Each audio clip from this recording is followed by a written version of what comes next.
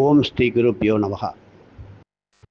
எல்லாமல்ல சத்குரு ஸ்ரீ வெங்கட்ராம சித்தர் பல லட்சம் கோடி இறை முறைகளை, வழிபாடுகளை இந்த உலக மக்கள் மற்றும் அத்தனை ஜீவராசிகளும் நலமாக இருப்பதற்கும், அவர்கள் முக்தி அடையவும், முன்னேற்றம் பெருகவும், வாழ்விலே மனிதர்களுக்கு ஆரோக்கியமுள்ள சுக வாழ்வு ஏற்படுவதற்கும், மீண்டும் பிறவாமல் இருப்பதற்கும் எத்தனையோ இறை ரகசியங்களை நமக்கு ஞானபத்திர கிரந்தம் மூலம் எடுத்து கொடுக்கின்றார். இதுதான் யதார்த்தம். நாம் என்ன நினைக்கின்றோம்? ஒரு முறை கிரிவலம் வந்தால் இதெல்லாம் சரியா போய்விடுமா? 3 முறை வந்தால் போதுமா? இதனால் என்ன பலன்? நான் நினைத்தது எல்லாம் நடக்குமா என்கின்ற கேள்வி எல்லோருடைய மனதிலும் எழுவது நமக்கு தெரிந்தது. எல்லாம் நடக்கும். நடந்த பின்பு மற்றொன்றை தேடி அலைகின்றோம். இதுபோல கேட்டுக்கொண்டே இருக்கின்றோம். அதுதான் வேண்டுதல், அதுதான் பிரார்த்தனை. அப்படி நாம் கேட்டது எல்லாவற்றையும் இறைவன் கொடுத்து விட்டால் அதை நாம் எப்படி பயன்படுத்துவது, எப்படி அதை சந்திப்பது, எப்படி சாதிப்பது என்பது யாரும் தெரிந்து கொள்ள முன்வரவில்லை என்றுதான் சொல்ல வேண்டும். காரணம், குருவை பார்த்தவர்கள் அமைதியாக இருக்கின்றார்கள். குருவை பார்க்காதவர்கள் பார்த்தது போல, கேட்டது போல பெரிய பாவனை எல்லாம் செய்வார்கள். தன்னையே குருவாக மாற்றிக்கொள்வார்கள். தான் சித்தன், என்னை போல் யாரும் இல்லை என்று உயர்வாக பேசிக்கொள்வார்கள். இது சித்தனுக்கு அழகல்ல என்பது நமக்கெல்லாம் தெரியும். சித்தர்கள் எந்த இடத்திலும் நான் தான் சித்தன் என்று அகஸ்திய மகரிஷி முதல் அத்தனை மகரிஷிகளும், ஏன் ராமன் நான் அவதார புருஷன் என்று சொன்னானா? இருக்கட்டும், மனிதனுக்கு தேவை என்பது உண்டு. அந்த தேவைகள் நமக்கு முழுமையாக அதிகமாக கிடைத்துவிட்டால் முதலில் வருவது கர்வம். அது அத்தனை பேருக்கும் வந்தது, எல்லாருக்கும் வந்தது. பிரம்மாவுக்கே வந்தது, தான் இல்லை என்றால் இந்த படைப்பு தொழில் என்ன ஆகும் என்று. அப்படிப்பட்ட நிலையிலே சாதாரண இந்த மனிதர்களுக்கெல்லாம் வருவது ஒன்றும் வியப்பு அல்ல. ஆகையினால் நாம் எதற்கு வந்தோம் என்றால், இந்த அபிஜித் நட்சத்திரம் என்று எல்லோருக்கும் தெரியும். இந்த நட்சத்திரமானது ஒரு யுகத்திலே, கிருதயுகம், திரேதாயுகம், துவாபர யுகம், இந்த காலத்திலே, இந்த யுகத்திலே நல்லவர்கள் அதிகமாக வாழ்ந்தார்கள். இறைவனுடன் மனிதர்களும் மகான்களும் ஜீவராசிகளும் ஒன்றோடு ஒன்று கலந்து நடந்து வாழ்ந்தார்கள். யாரிடமும் எதுவும் கேட்பதில்லை, கொடுத்தாலும் வாங்குவதற்கு ஆளில்லை. அப்படித்தான் தசரத சக்கரவர்த்தி தான் கொடுக்க போன தானங்களை எல்லாம் மக்களான பொதுஜனங்கள் மறுத்தார்கள். காரணம், அவர்களுடைய இல்லத்திலே அத்தனை செல்வங்களும் நிறைந்து இருந்தது. அப்படியெல்லாம் இருப்பதற்கு காரணம் குரு பக்தி, தெய்வ பக்தி, இவைகளெல்லாம் நிறைந்து, தாய் தந்தையர் மேலே உள்ள பக்தி, இப்படியெல்லாம் நிறைந்து நல்ல ஒழுக்கங்கள் இருந்த காலமானது. அந்த யுகங்கள் கடந்து இப்பொழுது கலியுகமானது 28வது கலியுகம். ஒரு சதுர்யுகம் என்பது உங்களுக்கெல்லாம் தெரியும். 72 லட்சம் வருஷத்துக்கு மேலே இப்படி சதுர்யுகம்னா ஒரு கிருதயுகம், திரேதாயுகம், துவாபர யுகம், கலியுகம், இது 4ம் சேர்ந்து முடிந்தால் ஒரு சதுர்யுகம். இப்படி 28 சதுர்யுகம் முடிந்து நாம் 28வது கலியுகத்திலே வைவஸ்வத மனுவில் வாழ்ந்து கொண்டிருக்கின்றோம்.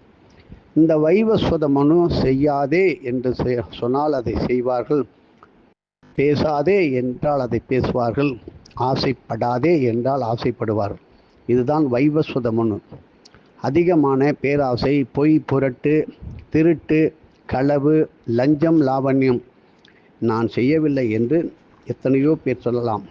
நாம் அடைகின்ற பொருளோ சுகமோ இவையெல்லாம் நியாயமாக நாம் சம்பாதித்து இருந்தாலும் நம்மிடம் இருந்து வாங்கியவர்கள், நமக்கு உதவி செய்தவர்கள், அவர்களிடம் இருந்து வந்த பணம், காசு இவைகளெல்லாம் பலவிதமான தவறான முறையில் வந்திருக்கும்.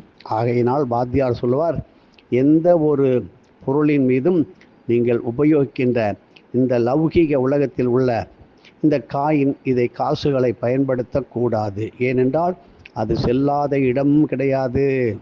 தெரிந்து கொள்ளுங்கள், இது சூக்ஷமம். நல்லவர் கையில் கொஞ்சம் இருந்தாலும், ஆனால் தவறான காசுக்காக பெரும் கொடூரங்களை எல்லாம் செய்து நிகழ்த்தி ஏமாற்றி வாங்கிய காசு பணங்கள் எல்லாம் வரும்போது அதனுடன் கர்மாவும், பாவ கர்மா, கர்மா என்றால் புண்ணியமும் இருக்கின்றது, பாவம் இருக்கிறது, பாவ கர்மாக்களும் சேர்ந்து வரும். இப்படி பாவ கர்மாக்களை நாம் எப்படி கழிப்பது? அதுதான் பாவத்தையே கிட்ட நெருங்க விடாமல் நாம் விரட்ட வேண்டும். ஆகையினால இப்பொழுது இந்த அபிஜித் நட்சத்திரம் என்பது ஒரு பெரும் பேசும் பொருளாக இருக்கின்றது. நாம் நினைத்தது கேட்டது எல்லாம் நடந்து விட்டதா இதுவரை என்றால் அவரவர்களுக்குத்தான் தெரியும். ஏனென்றால் நமக்கு இறைவன் கொடுத்ததை நினைத்து பார்ப்பதற்கு மனம் வராது. நேற்று இதை செய்தோமே, போன அபிஜித் நட்சத்திரத்தில் இதை வேண்டினோமே, இது கிடைத்ததே, இதனால் நன்மை யாருக்கு? நாம் என்ன 4 பேருக்கு நல்லது செய்தோமா என்றால் அவரவர்கள் மனசாட்சியே அதை செய்யும். ஆகையினால் இந்த அபிஜித் நட்சத்திரம் எந்த ஹோரையில் வருகின்றது? இப்பொழுது ஆரம்பிங்கள். இரவு 8 to 9 மணி வரை குரு ஹோரை, 9 to 10 செவ்வாய் ஹோரை, 10 to 11 சூரிய ஹோரை, 11 இரவு 12 வரை சுக்கிரஹோரை. குருவாரத்திலே சுக்கிரஹோரை.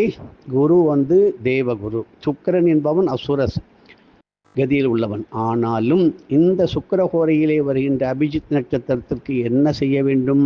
இதை யாராவது சொன்னீர்களா? சொல்வார்களா? இதைத்தான் நான் நினைத்து பார்க்க வேண்டும். இதில் காலற்ற நட்சத்திரம் வராது, உடலற்ற தலையற்ற நட்சத்திரம் வராது, இப்படி கூடாத நாள் வராது. இன்னைக்கு வரலை, கூடாத நாள் வந்த அபிஜித் நட்சத்திரம்லாம் இருக்கு. ஆனாலும் இன்று சுக்கிரஹோரையிலே இந்த அபிஜித் நட்சத்திரமான வருவது, நீங்கள் என்ன சொல்ல வேண்டும்? 2 விளக்கை ஏற்றி வைத்து வழிபடுங்கள், கேட்டதெல்லாம் கொடுப்பார்கள் என்று நினைக்கின்றோம். ஆனால் இதையெல்லாம் கேட்காமலே இறைவன் கொடுப்பானா மாட்டானா? இதுவரை நாம் கேட்டது தான் கொடுத்தானா? நாம் எண்ணி எண்ணி சொல்லி சொல்லி கேட்டதைத்தான் கொடுத்தானா?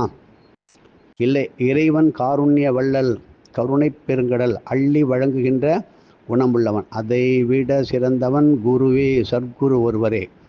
நீங்கள் அபிஜித் நட்சத்திரத்தில் சொல்ல வேண்டிய துதிகளை மட்டும் சொல்லுங்கள். எதையும் தேவையில்லாமல் வேண்டி பிரார்த்தனை செய்து நடக்கவில்லையே என்று கவலைப்படக்கூடாது. முதலிலே தீர்க்க வேண்டியது தேவ கடன், ரிஷி கடன், பித்திருக்கடன், மாத்திருக்கடன். இவைகளை தீர்த்தால்தான் நமக்கு செல்வ கடன் இல்லாமல் இருக்கும். இப்பொழுது பார்த்தால் எதிர்காலமானது பெரும் கேள்விக்குறிக்காக இருக்கிறது. எந்த நிமிஷத்தில் வேலை போகுமோ, எந்த நிமிஷத்தில் என்ன நடக்குமோ என்று பயம் பயம் பயம், விபத்து விபத்து என்று நடந்து கொண்டிருக்கின்றது. காரணம் பக்தி இல்லாமை, பெரியவர்கள் பேச்சுக்கு மதிப்பு இல்லாமை, தெய்வ பக்தி இல்லை, சத்தியம் இல்லை. ஆகையினால் எதிர்காலத்திலே இப்படியெல்லாம் சொல்லி ஒரு கிரகண காலத்திலே ஆலயத்தை இழுத்து மூடு என்று சொல்லி விடுவார்கள். ஆனால் ஆலயத்தை மூடக்கூடாது என்று பெரியவர்கள் சொல்லி இன்றும் பெரிய மடாதிபதிகள் சந்திர கிரகணத்திலே அபிஷேக ஆராதனைகள் அவர்களுடைய ஆசிரமத்தில் செய்வதை நீங்கள் பார்க்கலாம். அப்படி போன்ற இடங்களில் இருப்பதும் திருவண்ணாமலை எல்லோருக்கும் பொது. கோயிலுக்குள்ளே செல்லவே வேண்டாம். ஏனென்றால் சிவபெருமான் மலையாக அமர்ந்து படுத்து பலவித ரூபங்களிலே காட்சியை தருகின்றான். இதற்கு ஜாதி, மத, இனம், ஆண் பெண் என்கின்ற பேதமே கிடையாது. இப்படி நீங்கள் இன்று ஆற்றுகின்ற கிரிவலம் இந்த அபிஜித் நட்சத்திரத்துடன் அந்த நட்சத்திரம் வரும்போது சரியாக இரவு 11:33 ஆரம்பித்து இரவு 11:57 நாம் என்னத்தை சாதிக்க முடியும்? ஒன்றும் பண்ண முடியாது. நிதானமாக மெடிடேஷன், தியானம், குரு சொல்லி கொடுத்த எளிய மந்திரம் இவைகளை ஓதுவதால் நமக்கு என்ன தேவையோ அதை இறைவன் கொடுப்பான் என்கின்ற ஒரு நல்ல நிலைமைக்கு வர வேண்டும். என்ன சொல்லுவோம் பாப்பமா? அபிஜித் சித் சக்தி துதி, அபிஜித ஆகமாந்துர அபிஜித ஆகமாந்து தீர அபஜிதா அபஜிதாம்பர அபஜிதாம்பர நக்ஷத்ராணாம் நாதாதீய ஜோதீனாம் நலகங்காதர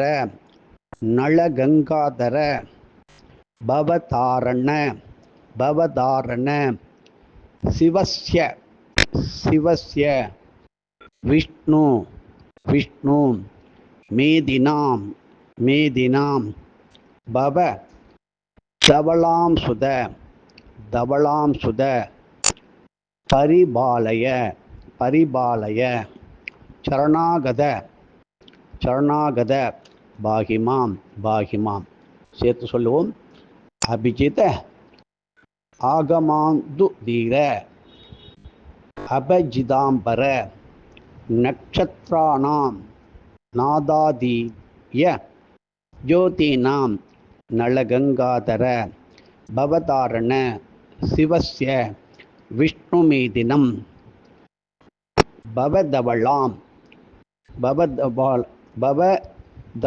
சுத பரிபாலய சரணாகத பாகிமாம்.